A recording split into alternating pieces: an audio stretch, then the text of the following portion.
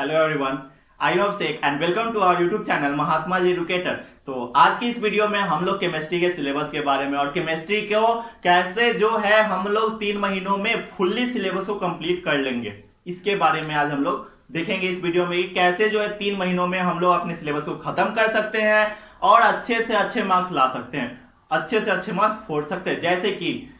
जैसे कि 70 out of 70 का एग्जाम होता है आपका, तो 70 में 60 प्लस कैसे आपको लाना है इन 3 महीनों में। 3 महीना नहीं भैया, आपके पास सितंबर से अक्टूबर, अक्टूबर से नवंबर, नवंबर से दिसंबर से जनवरी, 4 महीना है आपके पास। मतलब कि टोटल आपके पास कितना महीना है?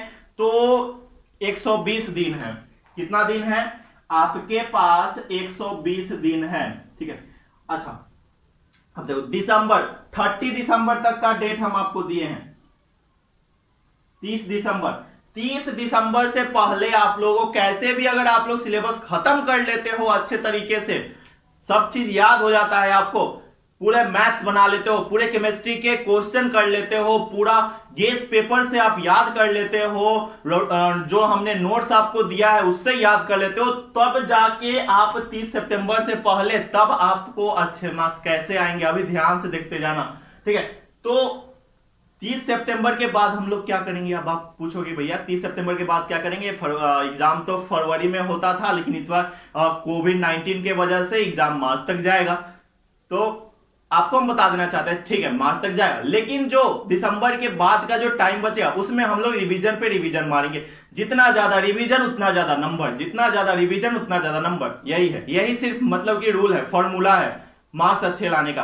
रिवीजन मतलब कि revision directly proportional two marks, है ना। Revision directly proportional two marks मतलब रिवीजन जितना ज्यादा करोगे उतना ज्यादा मार्क्स आएगा, ठीक है। तो समझ रहे हो बात को? चलो, तो 30 सितंबर तक हम लोग सिलेबस को फुल्ली, केमिस्ट्री के सिलेबस को कैसे कंप्लीट कर सकते हैं, वो भी जो पूरा सब्जेक्ट पढ़ने की जरूरत नहीं, पूरा मतलब कि पूरा चैप्टर पढ़ने की हमको जरूरत नहीं है, कुछ ही चैप्टर हम लोग को पढ़ना है और अच्छे मार्क्स गेन कर लेना। मात्र 10 चैप्टर, 10 से 11 चैप्टर मात्र, ठीक है। तो आप बस देखो क्या क्या क्या हम लोग मतलब कि आज के इस वीडियो में। अब आप बोलोगे कि भैया ने जो है काउंटिंग गलत लिखा। नहीं नहीं, काउंटिंग सही है, काउंटिंग एकदम सही है। बस यहां पे जो हमने चैप्टर को हटाया है, हमने हटाया है, बोर्ड ने नहीं हटाया है। कुछ बच्चे पूछते हैं कि भैया सिलेबस चेंज हुआ है, नया सिलेबस बता दो, तो बता देते हैं आपको नया सिलेबस कुछ चेंज नहीं हुआ है, कोई आपका सिलेबस चेंज नहीं हुआ। पिछले वीडियो में हमने फिजिक्स के वीडियो में फिजिक्स को जो हमने दिया था आपको कि 3 महीनों में कैसे कंप्लीट करेंगे, उस वीडियो में भी हमने इसी तरीके से बताया था। तो उसमें कुछ बच्चे बोल रहे थे, उसमें हमने बोला कि बिहार बोर्ड जो है, ध्यान से सुना, हमने बोला कि बिहार बोर्ड जो है एनसीईआरटी के सिलेबस को फॉलो नहीं कर सकती है, ठीक है। मतलब कि हमने इस तरीके से नहीं बोला था, मेरा बोलने का तात्पर्य यही था कि हम बोलना चाह रहे थे कि बिहार बोर्ड एनसीईआरटी के सिलेबस को फॉलो नहीं कर सकती है, एनसीईआरटी के पैटर्न को फॉलो करती है लेकिन सिलेबस को नहीं करती है। लेकिन कुछ बच्चों ने समझ लिया कि बिहार बोर्ड एनसीईआरटी को फॉलो ही नहीं करती है, और फिर बोलने लगी एनसीईआरटी को नहीं फॉलो करती है तो बताइए किसको फॉलो करती है। हम उसमें यह बोलना चाह रहे थे कि बिहार बोर्ड एनसीईआरटी के पैटर्न को फॉलो करती है, ना कि सिलेबस को। समझ रहे हो बात को? पैटर्न और सिलेबस दोनों अलग अलग चीज है। पैटर्न करने का मतलब कि उनका जो एनसीईआरटी का, जैसे कि मेरे पास केमिस्ट्री का बुक है यहाँ पे देखो, तो इसमें जो चैप्टर है तो ये सब चैप्टर को फॉलो करती है, जो इसमें लाइन बाय लाइन लिखा है, क्वेश्चन यहीं से आएंगे, लेकिन इसके सिलेबस को फॉलो नहीं करती है। अब कुछ यूट्यूबर बोल रहे हैं कि 30% सिलेबस एनसीईआरटी ने हटाया है, तो आपका जो बिहार बोर्ड है वो भी हटा दिया क्योंकि बिहार बोर्ड एनसीईआरटी को फॉलो करती है। ऐसा नहीं है, एनसीईआरटी को फॉलो करते लेकिन उसके पैटर्न को, ना कि सिलेबस को। समझ रहे हो बात को? अब एक बात और सुनो, एनसीईआरटी ने सिलेबस क्यों हटाया है? तो सीबीएसई ने बोला कि हमें 30% सिलेबस रिड्यूस करके दीजिए। अच्छा, एक बात और, अब 11th में, अभी तो हम 12th का बता रहे हैं, लेकिन ठीक है, जो अभी इस बार 11th में है, जो आपके जूनियर्स, तो 11th में उन्हें Newton's first law, second law, third law आपने पढ़ा होगा Newton's first law, second law, third law पढ़ा होगा 11th में। तो 11th के ये सभी चैप्टर हटा दिए गए, Newton's first law, second law, third law topic हटा दिया गया। अब बताओ, ये तीनों टॉपिक हटा दिया गया तो क्या आप 12th के फिजिक्स को पढ़ सकते हो बिना Newton first second third law पढ़े हुए क्या पूरे फिजिक्स को पढ़ सकते हो? नहीं ना।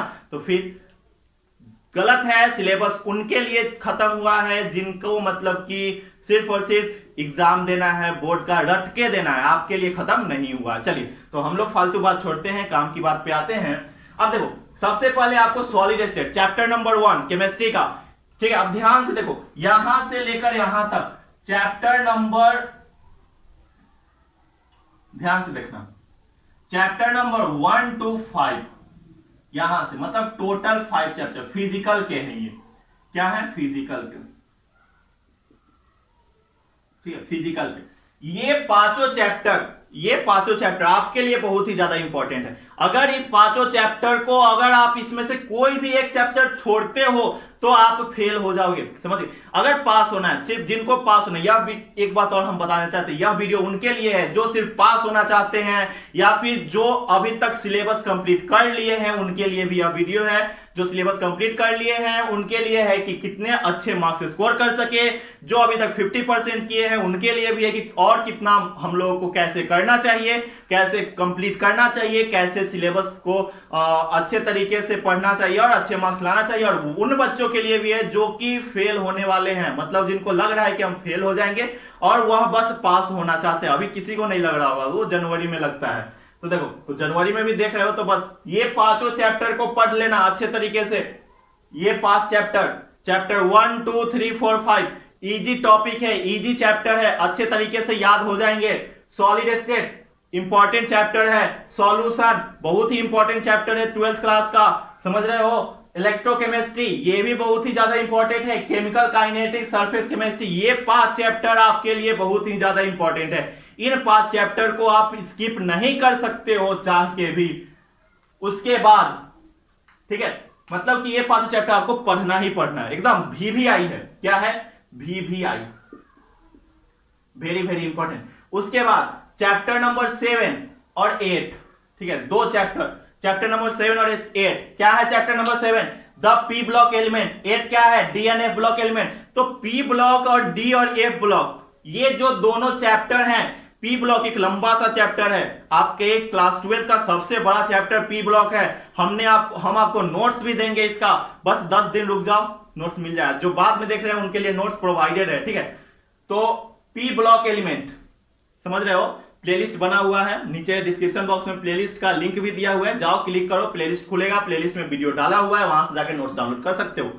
देखो पी ब्लॉक एलिमेंट, डी और एफ ब्लॉक एलिमेंट, ये दोनों चैप्टर जो है ना एक दूसरे से रिलेटेड है। एक दूसरे से रिलेटेड करने का तो अगर आप पी ब्लॉक अच्छे से पढ़ लोगे तो डी और एफ ब्लॉक भी अच्छे से हो जाएगा। मतलब कि क्वेश्चन मिला जुला आता है और क्वेश्चन आता ही आता है हर वर्ष, ठीक है। उसके बाद ये थे आपके इनऑर्गेनिक के चैप्टर, इसमें से चैप्टर 6 हमने हटाया है। पूछोगे भैया चैप्टर 6 नहीं पढ़ना है क्या सिलेबस में? नहीं, चैप्टर 6 सिलेबस में है लेकिन आपको नहीं पढ़ना है, इंपॉर्टेंट नहीं है। हमने भी नहीं पढ़ा था और अच्छे मार्क्स लाए थे हमने, सही बात है। देखो 78 मार्क्स था ओनली, मेरे खुद की गलती से केमिस्ट्री में मात्र 78 मार्क्स था, लेकिन 78 मार्क्स भी अच्छा है, ठीक है। आपको 80 प्लस लाना है, आपको 80 प्लस लाना है। तो 80 प्लस के लिए भी आपको नहीं पढ़ना है, वो चैप्टर नहीं पढ़ना है, इंपॉर्टेंट नहीं है। Haloalkanes and haloarenes very important chapter. Alcohol, phenol and ethers है, ये भी बहुत ही ज्यादा इंपॉर्टेंट है। Aldehyde, ketone and carboxylic acid, ये भी बहुत ज्यादा इंपॉर्टेंट है आपके बोर्ड के लिए। अब देखो ये 3 चैप्टर, ये जो 3 चैप्टर हैं आपके, ये 3 चैप्टर, ये तीनों चैप्टर आपको एक दूसरे से मिलता जुलता लगेगा। तो और एक बात और, ये तीनों चैप्टर का आपको पढ़ने की कोई जरूरत नहीं है। आपको हम 1 से 2 महीने बाद, मतलब कि नवंबर या दिसंबर में आपको बस हम इसका ये तीनों चैप्टर का बस आपको एक PDF देंगे। उस PDF में क्या होगा? इंपॉर्टेंट, ठीक है, इंपॉर्टेंट, और जितने भी रिएक्शन है सभी रिएक्शन को इकट्ठा करके हम आपको देंगे। और उसको अगर आप 4 बार 5 बार लिख लेते हो तो आपको याद हो जाएगा। कुछ बच्चे पूछते हैं कि भैया हमें ऑर्गेनिक हमसे नहीं हो रहा है, हम रिएक्शन को कैसे याद करें बताइए। तो आपको हम बताना चाहिए, ध्यान से सुनना कैसे करेंगे। तो ऑर्गेनिक के रिएक्शन को याद करने की कोई जरूरत नहीं, आप बुक बुक खोलो और कॉपी लेके बैठो और उसमें बस लिखते चले जाओ ना, बस 4-5 बार एक रिएक्शन को 5 बार लिखो ना, अपने आप याद हो जाए कि हाँ इस रिएक्शन से ये बन रहा है प्रोडक्ट, ये रिएक्टेंट है और ये प्रोडक्ट है, आपको याद हो जाएगा। ठीक है, तो वही काम करना है, हमको लिखना है। ऑर्गेनिक में अगर आप लिखते हो तो आपको याद हो जाएगा, सिंपल फंडा है। उसके बाद पॉलीमर्स भी बहुत ज्यादा इंपॉर्टेंट चैप्टर है।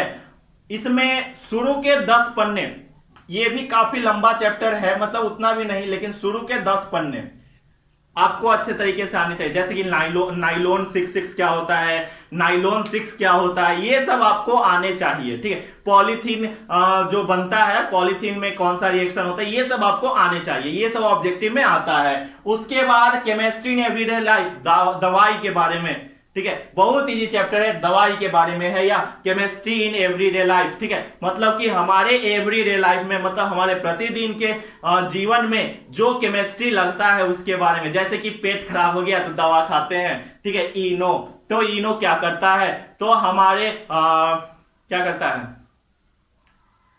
इनो क्या है कि एंजाइम्स है, बायोलॉजिकल कैटलिस्ट को क्या करता है, मतलब कि छोड़ो क्या बोले, मतलब कि ये जो है, जैसे कि मान लो कि आपको हेड पेन है, ठीक है, तो आपने दवा लिया, ठीक है, तो वही सब कौन सा दवा लेंगे, मतलब कि एंटीसेप्टिक क्या होता है, इसी टाइप का हिस्टामिन क्या होता है, एंटी हिस्टामिन क्या होता है, ये सब टाइप का क्वेश्चन इसमें आता है दवा के बारे में। ठीक है, और क्वेश्चन लिमिटेड है, इसमें ज्यादा बड़ा नहीं है, आपको बस 5 पेज का नोट्स है, 5 पेज आपको प्रोवाइड करेंगे, अच्छे तरीके से रट लोगे, हो गया, बात खत्म। ठीक है, तो ये इंपॉर्टेंट चैप्टर थे, इसमें से हमने 13 और 14 चैप्टर को हटाया है क्योंकि इंपॉर्टेंट नहीं है बायो, और यहाँ पे बायोमोलिक्यूल्स था, बायोमोलिक्यूल्स पढ़ना जरूरी नहीं है। ठीक है, अब देखो, अब आपको पढ़ना कहां से, अब आप पूछोगे कि भैया इतना बता दिए तो आप हमें यह बता दो कि अब हमको पढ़ना कहां है। अब बुक इतना मोटा मोटा 2 बुक है, और कुछ कोचिंग वाले सर ने हमें बोला कि ये बुक पढ़ लो, प्रदीप का पढ़ लो, ये पढ़ लो, यूनिवर्सिटी पढ़ लो, ये सब पढ़ लो। तो ऐसा नहीं करना है,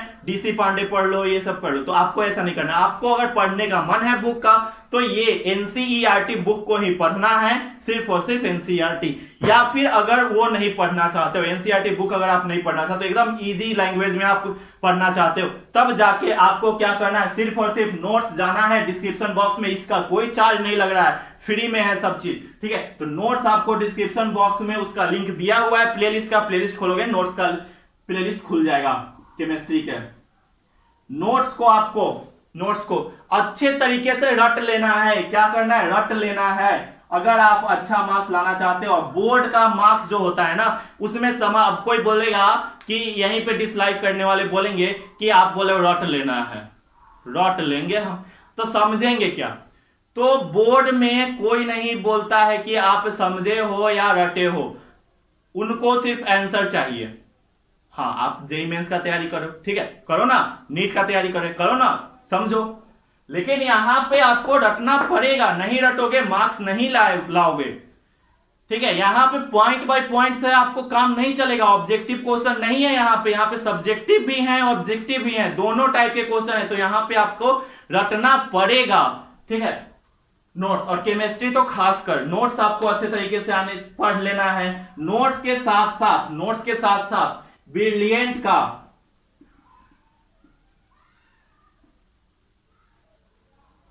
गेस पेपर। अब कुछ बच्चे बोले क्या ब्रिलियंट का गेस पेपर का प्रचार कर रहे हो क्या? नहीं, प्रचार नहीं करे, आपके अच्छे के लिए बोल रहे हैं कि ब्रिलियंट का गेस पेपर अच्छा होता है, उसमें गलती कम होता है।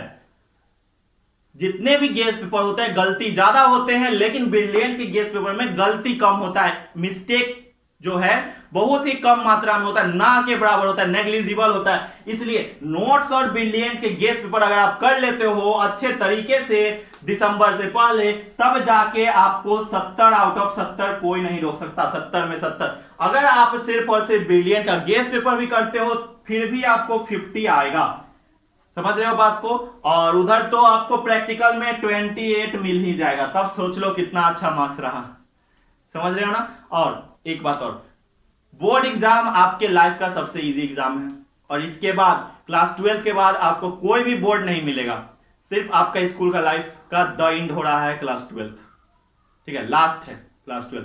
तो इसके लिए हमको अच्छे से मार्क्स लाना है, ठीक है। चलिए, तो बस यही बात था। जल्दी से इसको स्क्रीनशॉट मारो और सिलेबस को नोट करो क्या क्या हमको पढ़ना है, ठीक है। चलिए, तो मिलते हैं अगले वीडियो में, तब तक के लिए जय हिंद, वंदे मातरम।